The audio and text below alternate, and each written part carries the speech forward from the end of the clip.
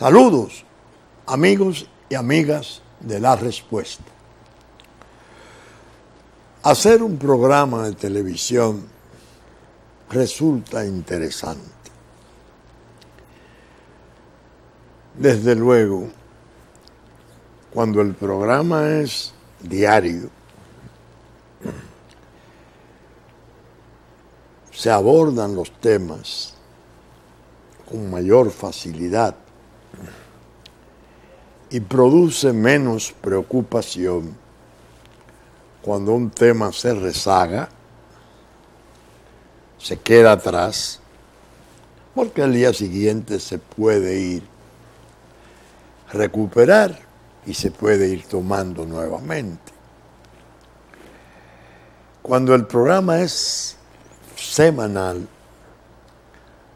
es un poco más complejo el asunto, porque los hechos y las noticias que generan esos hechos se producen y hay un tiempo en que, si se ha tratado en un programa y ha faltado algo, hay que esperar a la próxima semana para retomarlo. Yo he tenido por norma en La Respuesta, que por cierto el 18 de este mes cumplirá 29 años, he tenido por norma, digo, desde el lunes de cada semana, pensar en los temas. ¿Cuáles temas pueden ser importantes, de interés público, esencialmente, y que deben de ser considerados en el programa? Claro, me ocurre muchas veces que tengo pensado los temas, programado el temario, y de repente se presentan nuevas cosas, entonces hay que desmantelar mentalmente el temario e incorporar los nuevos. En la semana, en este mismo orden de idea, se produjeron algunos, se suscitaron, porque no se produjeron, se suscitaron como una continuación de su existencia. Dos temas. Uno, el más importante a mi modo de ver, el tema electoral. El otro se refiere a la posibilidad de un arbitraje internacional, una demanda que habrá de formular o ya formuló Odebrecht al Estado Dominicano, el interés del Estado Dominicano de procurar defensa en el exterior. Bueno, sobre este tema, que es muy importante, yo me limito hoy a recordar lo que he dicho en programas recientes. Esa reclamación de 708 millones de dólares más de Odebrecht, apoyada en el artículo 9 del contrato, de los términos de la licitación, es absolutamente inconfiable. No se puede creer en ella. ¿Por qué? Porque como sustentación tiene imprevistos. Y los imprevistos los han alojado en el muelle. Nosotros hemos sostenido el muelle para cambiar su estructura, para hacer sus dimensiones más fuertes, más altas. Es un proceso, un diseño. Alegar ahora que no se tenía información sobre el comportamiento oceánico es a mi juicio, es una insensatez plantearlo y peor admitirlo. Yo creo que el rejuego del arbitraje, y así lo dije, es muy parecido al de Fomper con Eje Jaina. Eje Jaina, demandada junto con AES por una suma importante, cerca de 10.000 millones de pesos, fue sometida a la acción de la justicia, ambas. Ya conocemos cuál fue el curso de ese paseo por la justicia. Terminó en un desistimiento del Estado en su persecución, pero Eje Jaina fue al arbitraje internacional. Se publicó como una gran noticia que el Estado había ganado porque le iban a pagar 30 millones de dólares. Hicieron un cálculo sobre esos 30 millones de dólares. Pero en el fondo resultaba una siniestra y trágica tomadura de pelo. Porque evidentemente se pusieron de acuerdo, el arbitraje fue paradisíaco, los árbitros reconocieron eso en favor del Estado, 30 millones, pero entonces pasaron a admitir las relaciones armónicas, la total complementación entre las partes, el trabajo hacia futuro, y descargaron tanto a AES como a Eje Jaina de casi 210 millones o 220 millones de dólares más que estaban reclamados en los cánones de su asociado, que es el Estado. Parece que ahora con Odebrecht se pretende hacer algo parecido. El Estado se negó y dijo, no damos un centavo más. Incluso con el antecedente aquel de que el propio presidente de la República, después de la licitación, exigió una rebaja de 300 millones de dólares y se le consintió una de 100 millones de dólares. Es decir, estaba tan alto el precio que consintieron 100 millones, pero lo exoneraban de los impuestos. Vaya usted a saber. Ahora, después que eso colapsa en Brasil, interviene en el Banco de Desarrollo de Brasil, todo el desastre que ha venido a escala mundial. Entonces aparece Odebrecht y dice, no, es que yo tengo un cobro por imprevisto de 708 millones de dólares. El Estado dice, ni un centavo más. Pero apoderan los árbitros y los árbitros dirán, sí, cómo no, la reclamación es perfecta. Entonces, al buscar otra firma para que termine ese proyecto, hay que buscar el financiamiento, que el de Odebrecht no pudo venir porque el banco fue intervenido.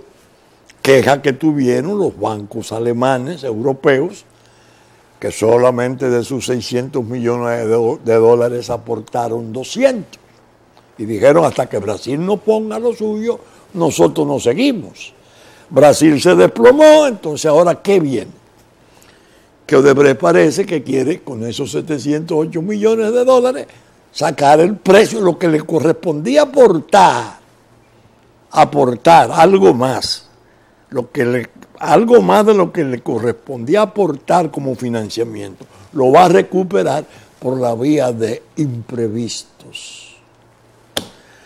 Es un tema pesado, que a mí me produce pesadumbre tratarlo, por aquello de que al presidente de la República, en diciembre del 12, casi fue un pálpito, un instinto mío.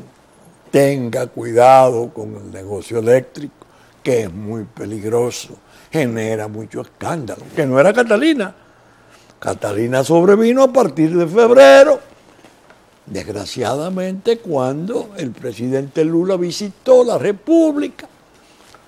Había volado en el avión de Odebrecht, voló 2 veces, Y comenzó a hablar de que 4 años era muy poco para el presidente Medina, que trabaja, como en efecto trabaja en el Estado. Y Joao Santana, ese personaje siniestro, que yo entiendo que ese hombre ha estado ahí y en Brasil, ya con otras agendas. Y que el que realmente resulta un objetivo grueso de todo ese desastre es Luis Ignacio Lula da Silva. ¿Por qué? Porque tiene 9 acusaciones criminales y resulta en las encuestas de Brasil que si las elecciones son hoy, las gana. Entonces, la pata de Latinoamérica, en Latinoamérica, de las BRICS, China, India, Sudáfrica, Rusia, era Brasil. Si viene Lula, hay la posibilidad de que cambie un poco o bastante la correlación. Esto vinculado a los negocios, tanto de Europa como de América del Norte, Estados Unidos, Canadá. Es decir, el expediente es pesado y tiene raíces internacionales graves. Entre nosotros ha sido una ocasión realmente penosa, que yo he planteado tantas veces aquí en la respuesta. Ustedes saben lo que ustedes, hablar con un amigo extranjero y él preguntarle en un momento, porque ahora con la interconexión mundial que hay a través de la tecnología y la revolución esta de las redes, la información es global. Un abogado amigo dice, ¿en qué consiste la acusación que hay contra el presidente de la República? Está bajo acusación en Procuraduría. Internacionalmente tiene sus efectos, pero del litoral de sociedad civil es donde proviene la acusación. Lo colocan en posición de acusado desde la sociedad civil, una organización especialmente que la controla gente, o la fundó, participó y tiene mucha ascendencia en ella, gente que está en el gobierno virtual, paralelo, que ha creado todo el desastre y los trastornos de soberanía y de la corrupción territorial y todo lo que hemos venido tratando en la respuesta. Es decir, yo sostengo, es un expediente sumamente peligroso. Sumamente peligroso. Y el ataque al presidente nuestro, así tan puntual, tan exigente, que después le tiraron la calle encima a pedirle la renuncia sobre ese fundamento, en la llamada Marcha Verde, que fue saludada desde el principio, desde Palacio, por ministros importantes. ¿Por qué sostenerlo en esas condiciones? ¿Por qué acosarlo en esas condiciones? ¿Qué es lo que se pretende? ¿Es él el objetivo? No. Yo diría que él es, en cierto modo, un blanco importante para otros fines. Para mantenerlo reblandecido, abrumado, bajo acoso, y que no pueda ejercer con la severidad y la energía suficientes el atributo de soberanía y hacer las reclamaciones que la República necesita para reponerse de todo el daño que se le ha hecho en ese campo tan delicado. Entonces, esa fue una noticia que apareció, que no es una noticia nueva, viene de un hecho que está ahí, que como he explicado, tiene raíces e implicaciones internacionales indefinibles, peligrosísimas. La otra noticia. La Junta Central Electoral da a conocer el informe de su departamento técnico. Y el informe del departamento técnico es desastroso en cuanto a que revela que la adquisición de todos los escáneres, los equipos de alta tecnología de punta, que se anunciaran con tanta ilusión para las elecciones pasadas, no podrán ser usados en unas nuevas elecciones, porque su fracaso fue estrepitoso y hace una serie de revelaciones terribles.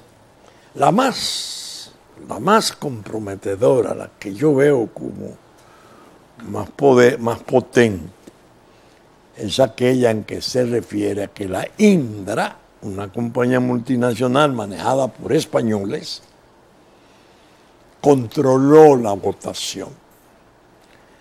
Que funcionó tan mal la interconexión porque los equipos que se trajeron no eran compatibles enteramente con las estructuras de conexión que nosotros teníamos. Una serie de explicaciones que las mesas reportaban a las juntas y las juntas inmediatas en provincias reportaban a Indra. Entonces queda la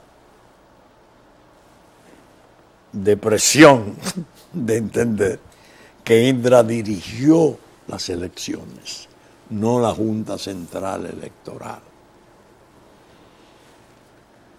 Grave. El presidente actual de la Junta Central Electoral dice, bueno, eso no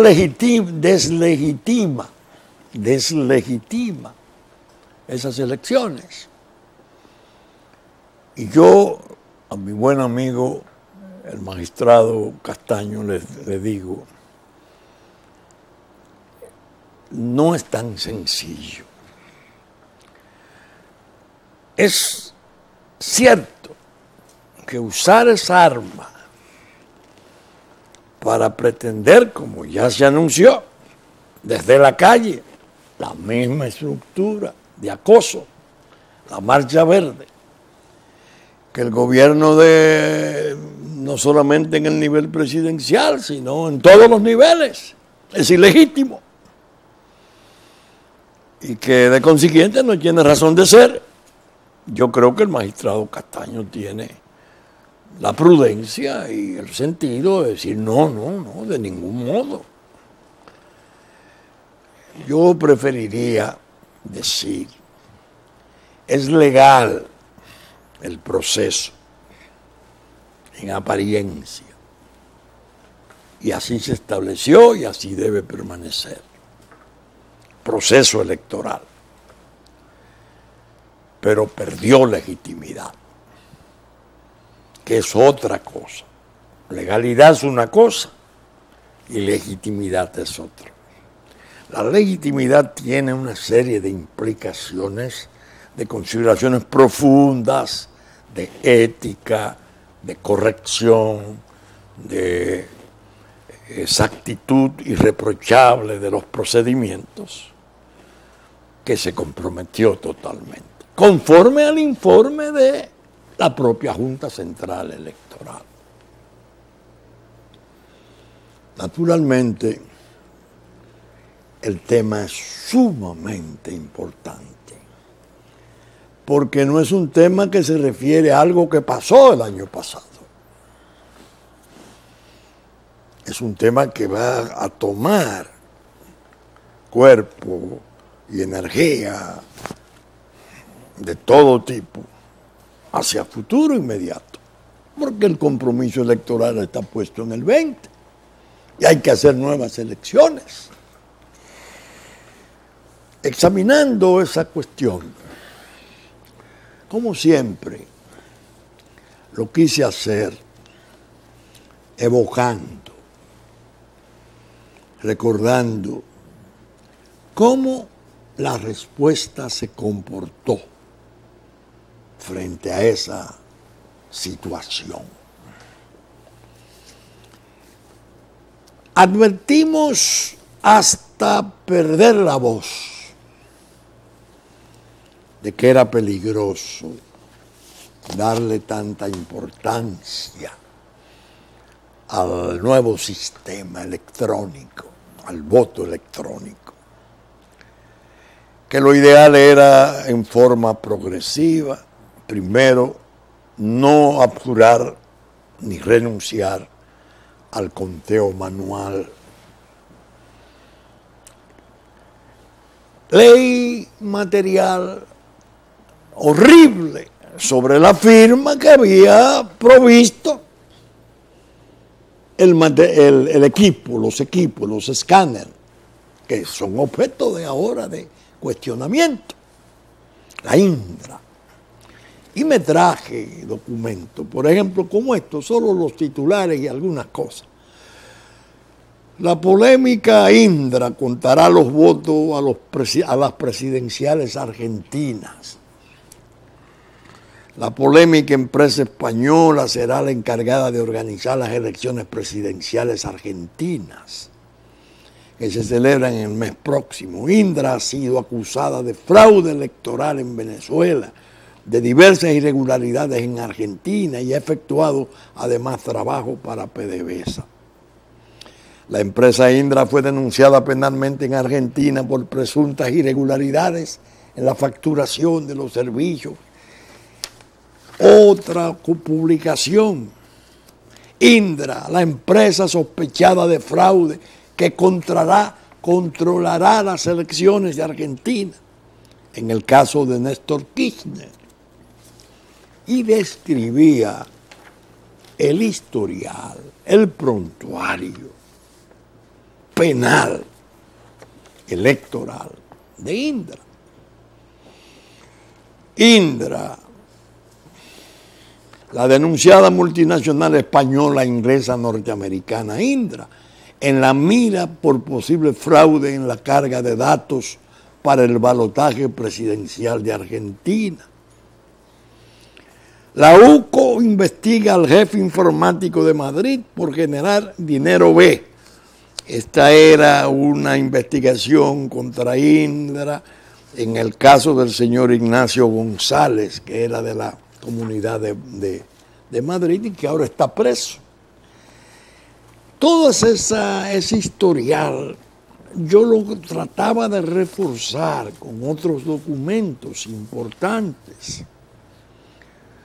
Incluso cité artículos norteamericanos con la queja del sistema electrónico y la posibilidad de falsificar resultados, sobre todo cuando son particulares los que manejan el asunto. La empresa, si alquila o vende el equipo y maneja el equipo, es previsible que va a entrar en componendas. Ese es básicamente. Por eso decía en un informe norteamericano, que muy interesante, que está por aquí, que el presidente Reagan decía, acepta el resultado, pero verifica. Aceptarlo, pero verificar. El caso es que eso se complicó, se ensombreció, esa es la verdad.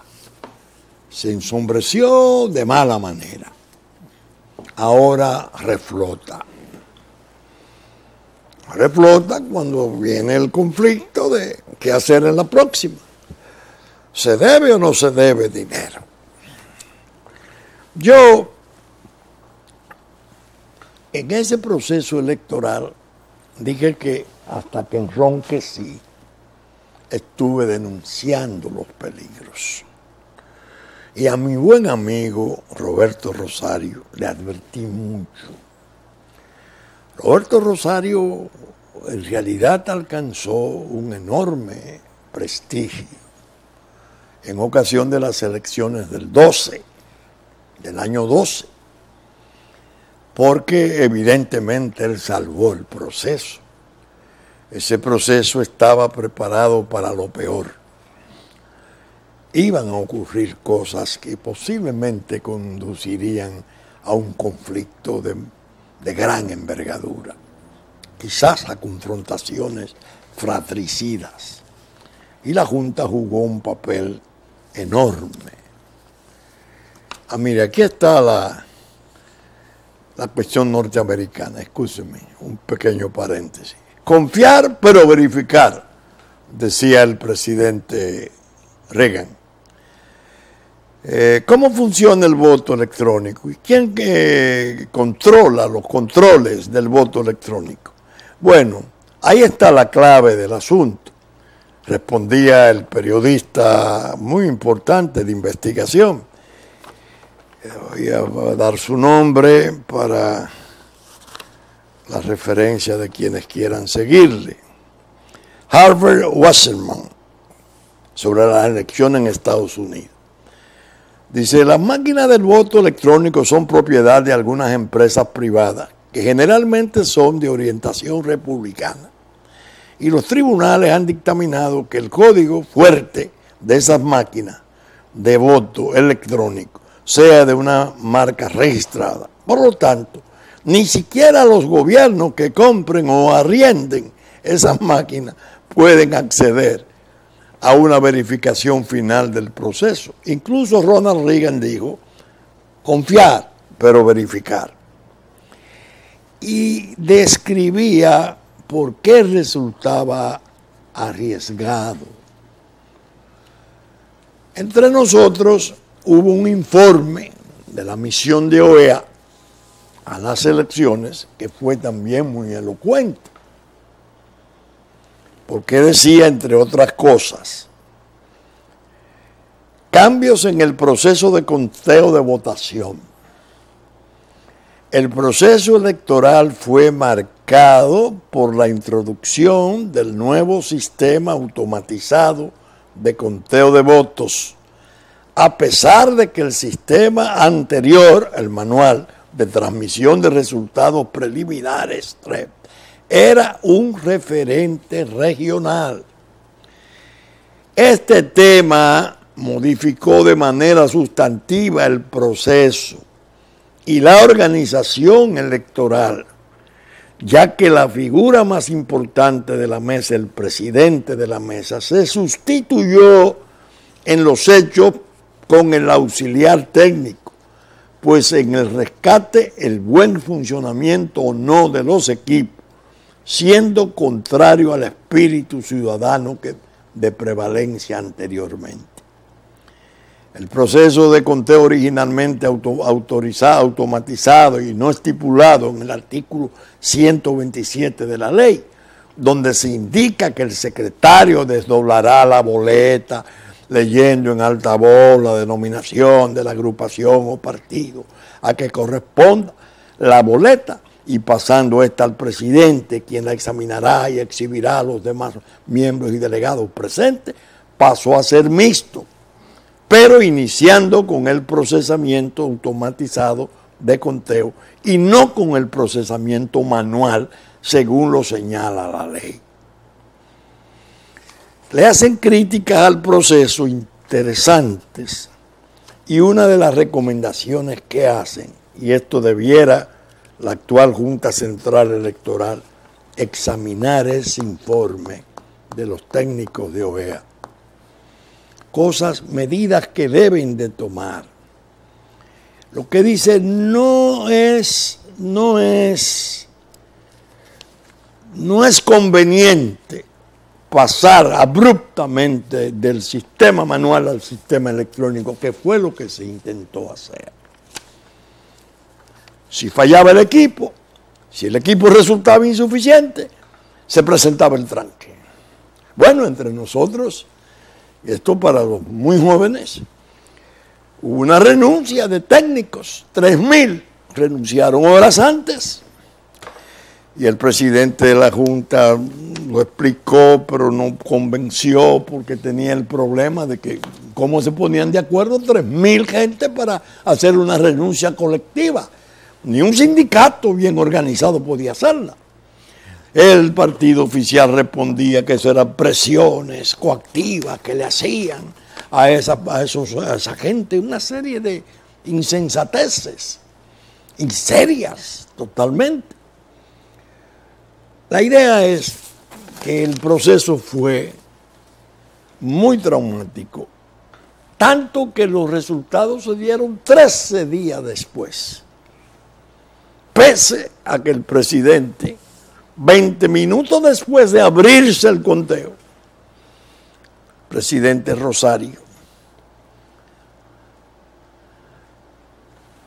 Roberto Rosario, leyó y dijo, aunque no tienen efectos jurídicos, vamos a leer, dieron a conocer resultados en la primera media hora del conteo. Aunque no tenían efectos jurídicos, eso implicaba que había un temor a un gran desorden que estaba en curso. Claro, ahí lo tenemos. Yo escribí algunos artículos en el Listín y produje 9 programas de La Respuesta, de los cuales hay 2 sobresalientes, hablando sobre Indra, el inconveniente de Indra, advirtiendo, tengan cuidado, me ocurrió como me ha ocurrido en otros tantos campos. No fui oído, al revés. Como los resultados electorales fueron tan aparentemente negativos para nosotros, que de milagro conservamos la personalidad jurídica. Lo que hizo fuimos objeto más bien de mofa, de burla, porque la opulencia de las organizaciones mayores, especialmente la del poder, estaba muy alborozada con su triunfo y no veían a nosotros como microbios, molestias del cuerpo social. Nosotros no sentimos nunca eso, ni hemos conservado agravios, ¿no? Sí, tenemos la fuerza moral de recordar y decir, eso lo prevenimos, eso lo dijimos, eso estuvo en la base de muchas cosas. Y se legitimó el proceso, aunque la apariencia de legalidad se le dio. Sobre la legitimidad, yo muchas veces he sido hasta necio. Cuando yo pedía el referéndum como requisito indispensable para la modificación constitucional, le advertía al presidente candidato, el presidente Medina, tenga cuidado, que pueden hacerse los negocios que se quieran hacer. Bueno, ministros de su gabinete se encargaron de decir que fue repugnante trato mercantil. La compra de la aprobación congresional para la modificación constitucional. Dije, eso va a ilegitimar mucho al poder.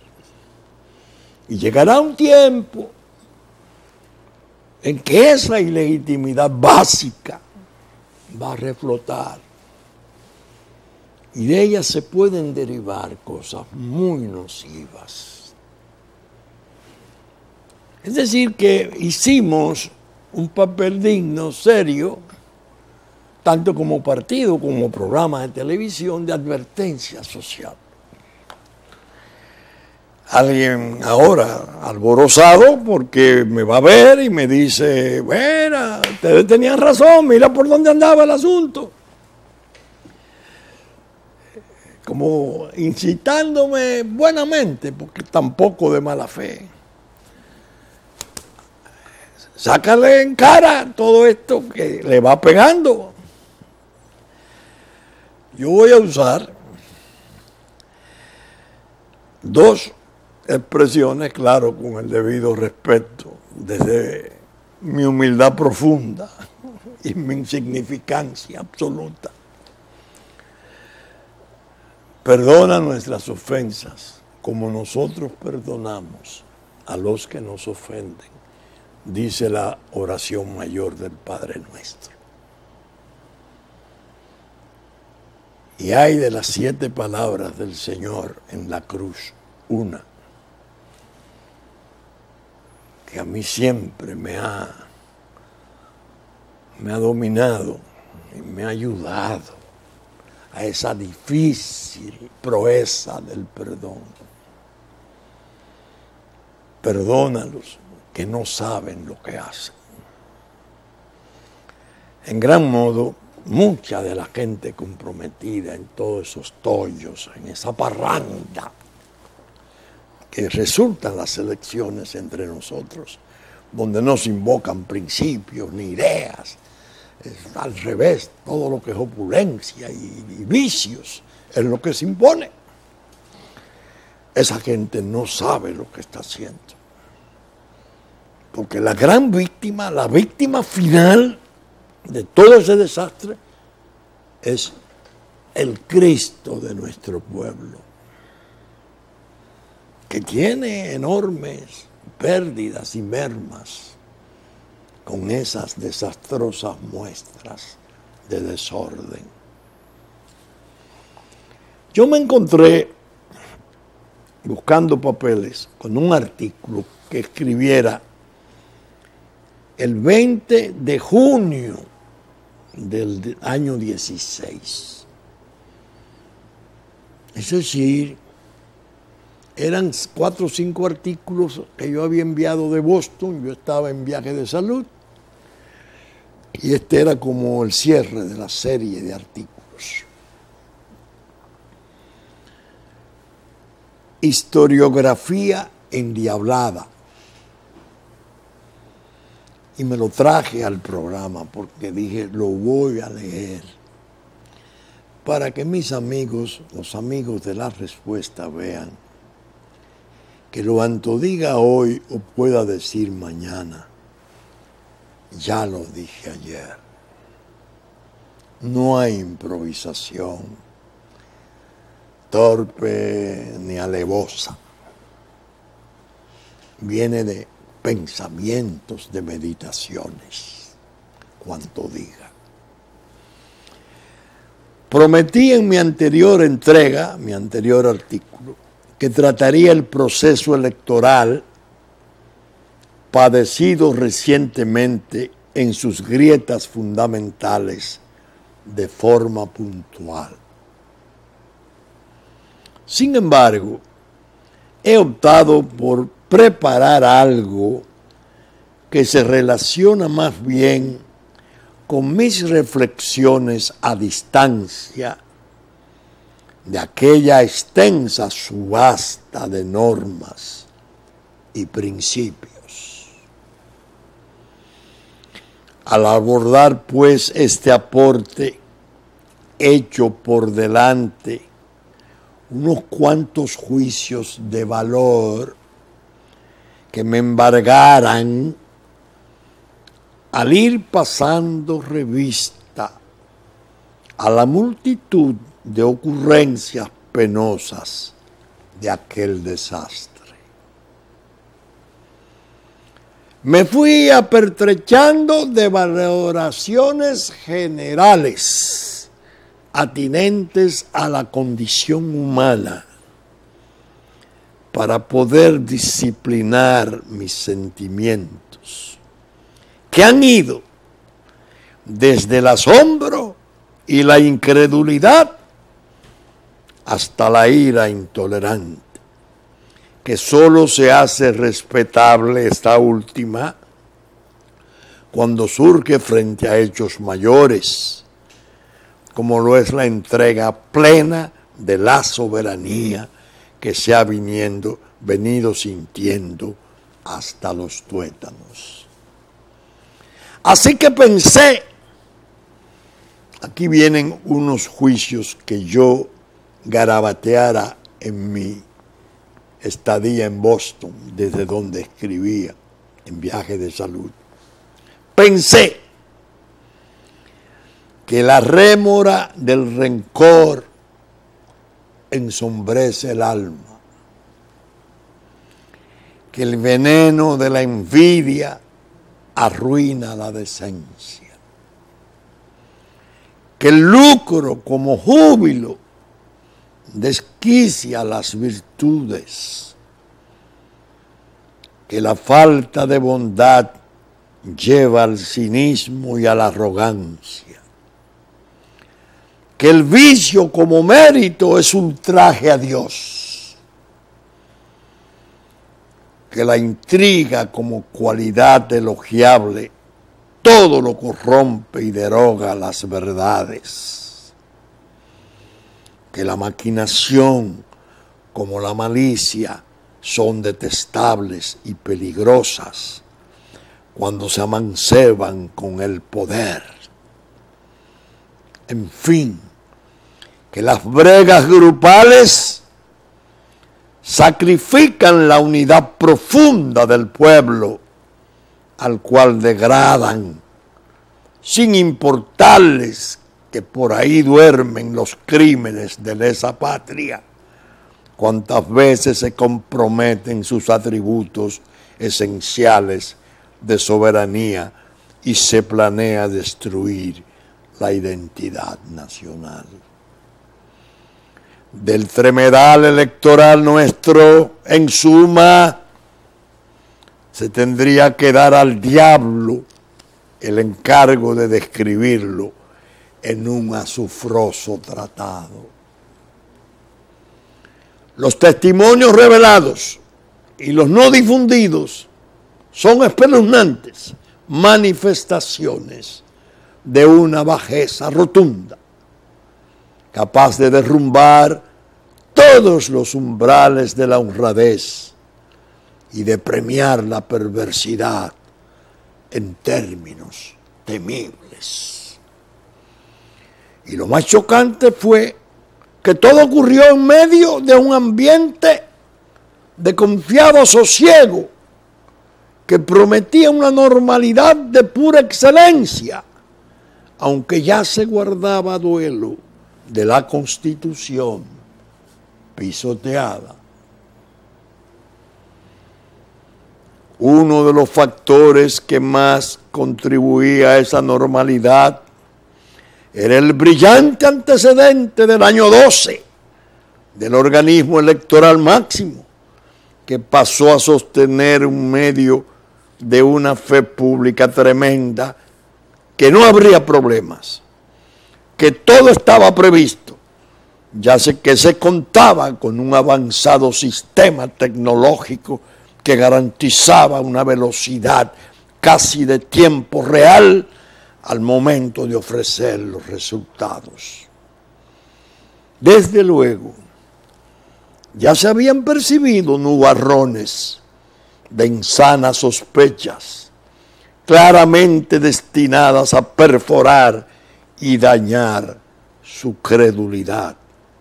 Más aún, se llegó a proponer que 24 funcionarios extranjeros, 12 más que los apóstoles, vinieran antes del día primo para ayudar la eficacia que se tenía ya como cosa consabida. En realidad, los truenos de tormenta se sintieron más fuertes cuando diversos sectores, mansos y cimarrones, comenzaron a exigir el conteo manual como algo indispensable a fin de confrontarlo con lo tecnológico. Es más, se llegó a producir una resolución del organismo electoral en que se indicaba que en caso de que hubiera diferencias, prevalecería el control manual sobre el tecnológico. Los truenos se arreciaron cuando un hombre muy importante de la República, el presidente del organismo electoral, anunció horas antes de la votación la renuncia de 3.000 técnicos que tenían la obligación de trabajar en el manejo de la tecnología por estrenar. Se estremeció aquella parte de la República que creyó en la seguridad sin sospechar que podría resultar ingenua su fe y que todo terminaría en cantos de sirena. Llegó muy lejos el asombro de todos, ya que resultaba imposible concitar solo en horas 3.000 voluntades para rehusarse a prestar servicios pactados y debidos, sobre todo porque no se trataba de un ejército, ni un gremio o algo parecido. Pero bien, en medio del preocupante déficit institucional, cuando se consumaba la ausencia de técnicos, se le buscó a esto una explicación y se dijo que era un boicot de las organizaciones de oposición que llegaron a amenazar a esos 3.000 técnicos y a sus propios familiares. No hay que ir muy lejos para encontrarse con la falsedad de esa versión desastrosa acerca de ese hecho crucial, pues de haber sido mínimamente aceptable la excusa, se debieron de ofrecer pruebas y testimonios de los técnicos coaccionados, entre comillas, y de los familiares intimidados, entre comillas. Aún así, resultaría muy difícil admitir una amenaza tan extensa y sorda, por lo que todo quedó como parte del tollo resultante. Sin embargo, la cuestión llegó más lejos cuando el propio presidente del organismo reafirmó la excusa, también sin proponer mínimamente ninguna prueba. Pero como apunté, la conveniencia de dejarle al diablo buscarle explicación a todo esto, dentro de su lógica tenebrosa, me lleva a ser una deriva. En mi programa semanal de televisión La Respuesta dije y conservo la convicción que Roberto Rosario fue víctima de su propio y bien ganado prestigio, que no fue previsor y confió en una empresa multinacional de antecedentes oscuros, de gran escándalo, máxime cuando ésta contaba entre sus clientes desde el año 12 al sector eléctrico nacional del área pública. Bastaba con ponerse en guardia frente a la aberrante coyuntura, sobremanera porque el titular de aquella entidad estatal resultó ser el jefe operativo de campaña del presidente candidato.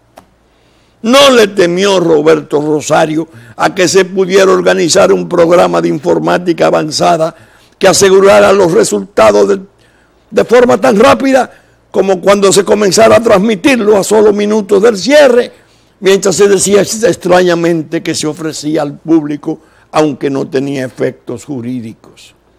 La gente se sorprendió y quizás no advirtió que ya el presidente del organismo electoral tendría información profunda del caos de las elecciones, y no quería dejar de utilizar un instrumento muy eficiente para el condicionamiento psicosocial de que se tenía ya un ganador de la presidencia, aunque viniera el diluvio en lo congresional y municipal que todos conocemos.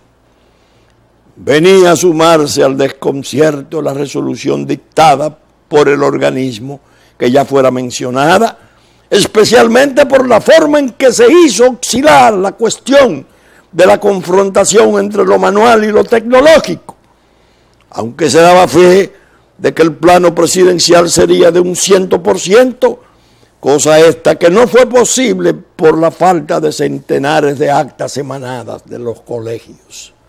Un desorden en los hechos que desnudaba la falacia de la garantía digital, lo cual solo ha servido al convencimiento de que hubo trama. Fue ahí donde sobrevino el naufragio trágico de toda idea de legitimidad de los triunfos pregonados. Pero la situación nacional es tan excitante y cada vez se torna más surrealista que al terminar estas cuartillas, me encuentro con la noticia a distancia de que la OEA se excusa por la atrocidad del año 65, vale decir, 51 años después. No pude reprimir la idea de lo que habrá gozado el comisario Almagro, el mismo que hace poco tiempo había dicho que era absurdo eso de dos naciones en una sola y misma isla. ¿Cómo se tiene el atrevimiento hipócrita de dar excusas por violación de soberanía de hace más de medio siglo? Se podrán dar cuenta de por qué he propuesto al diablo como relator de tanta ignominia. Todo esto sin detenernos a reparar en las islas del Caribe, tan hostiles ayer, tan amables ahora. O en un Kerry con su apatridia y su no discriminación admonitoria, haciendo dueto con Ban Ki-moon. Es obvio que el cocinado está bien asegurado, para desgracia nuestra.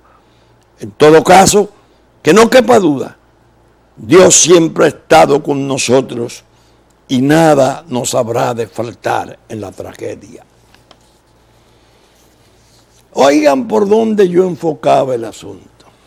Todo ese desorden electoral tiende a rabalizarnos.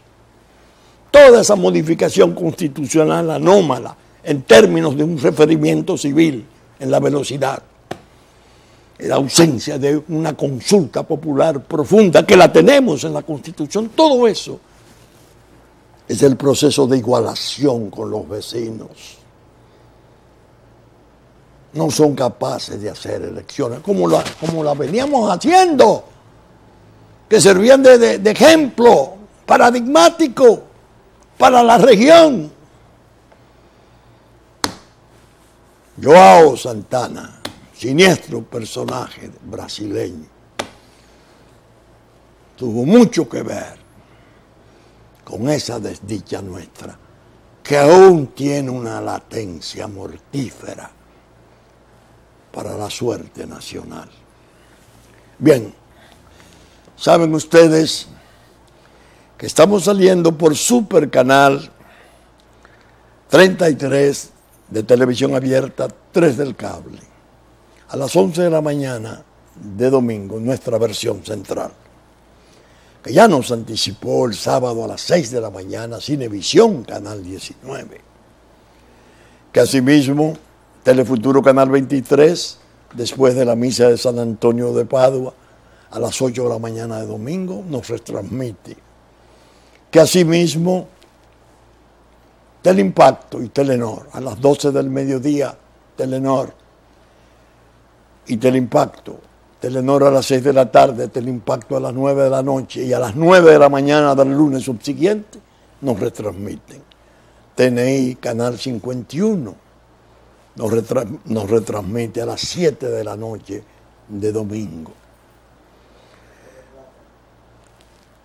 En Puerto Plata, TV3, TV Plata, Musavisión, canales 3 y 10, domingo de 10 de la mañana a 12 del mediodía. Diario Horizonte de New York, Diario Digital Dominicano, que reproduce nuestros contenidos, la radiodifusión a cargo de Radio Real de La Vega, a las 11 de la mañana de domingo, a las 9 de la mañana de domingo, Hit 92, y los canales amigos de Constanza, Sabaneta, Montecristi, Higüey, Romana, que también reproducen nuestros contenidos en los tiempos terminantes. Con la ayuda de Dios y la gracia de estaremos el próximo fin de semana en otra nueva respuesta. Muchas gracias y hasta entonces.